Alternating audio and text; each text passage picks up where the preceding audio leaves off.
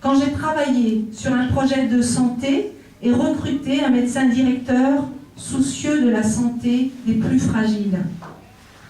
Quand j'ai participé au comité de pilotage pour la recherche des victimes de l'usine d'amiante, projet qui, je l'espère, pourra se concrétiser le plus largement possible et dans les meilleures conditions. Je voulais donc partager avec vous ce sentiment d'être utile, de faire sa part, pour tenter d'améliorer la vie. Bon, vous allez dire c'est bien, elle est motivée, la candidate, elle a l'air sincère, mais qu'est-ce que vient faire une écolo avec le Front de gauche? Pourquoi sont-ils ensemble?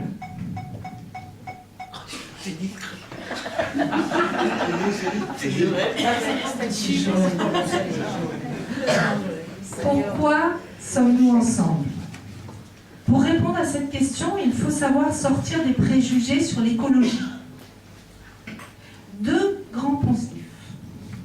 Certains disent que l'écologie est contre le progrès et qu'elle est réservée aux riches. Pour moi, c'est exactement le contraire, mais certains aiment tellement nous caricaturer. À propos, je précise que ce soir, j'ai laissé ma peau de bête à la maison, et tant pis pour ceux qui espéraient voir un spécimen authentique d'Ecologicus primitivus et qui sont déçus. Et sur la question du retour à la bougie, ça peut faire des soirées sympas, mais je vous rassure, il y a d'autres moyens de nous allumer à la maison.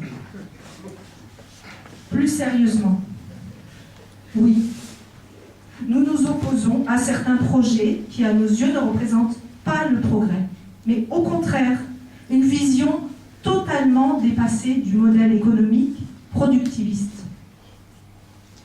Prenez EuropaCity, ses 500 boutiques, sa piste de ski indoor à la lisière de la ville.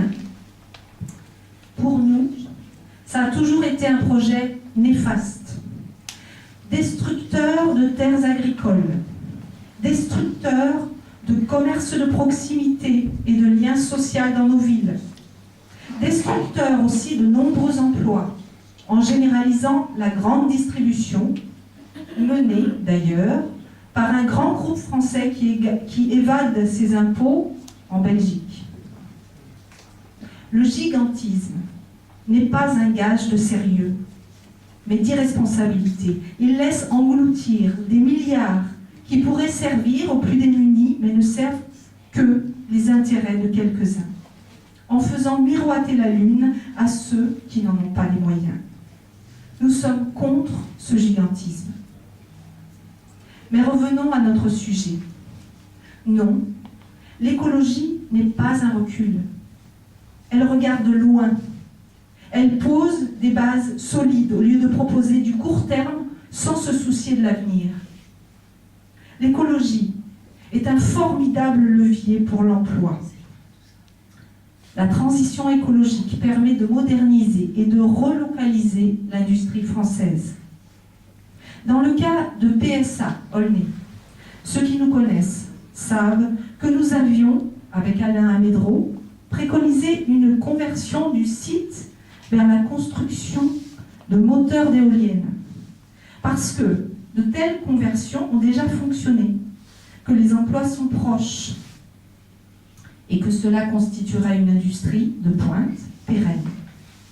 L'Institut d'aménagement urbain d'Île-de-France a fait une étude à ce sujet qui démontre que le terrain de PSA était idéal pour cette conversion.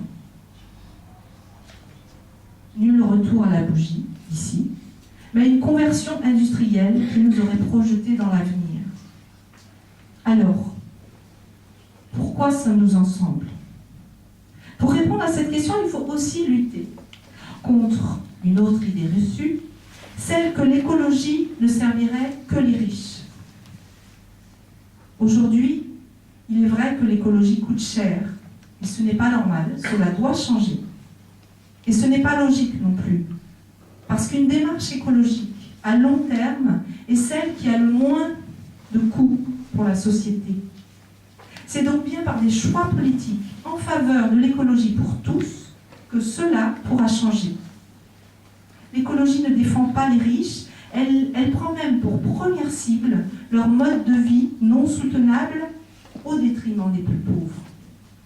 Le développement durable nous impose en priorité de réduire les inégalités. La démarche écologique est globale et transversale. Elle prend en compte systématiquement les facteurs sociaux. La vraie démarche écologique est à gauche. Elle est antilibérale. Et c'est pour cela que nous condamnons le tournant actuel engagé par le PS. La question de la santé est une autre preuve que le combat écologique est au bénéfice de tous. Il n'est plus à prouver que les maladies graves en forte progression, sont toutes ou presque liées de près ou de loin à des facteurs environnementaux. Un environnement plus sain est bon pour tout le monde et, a fortiori, pour ceux qui ont des problèmes d'accès aux soins.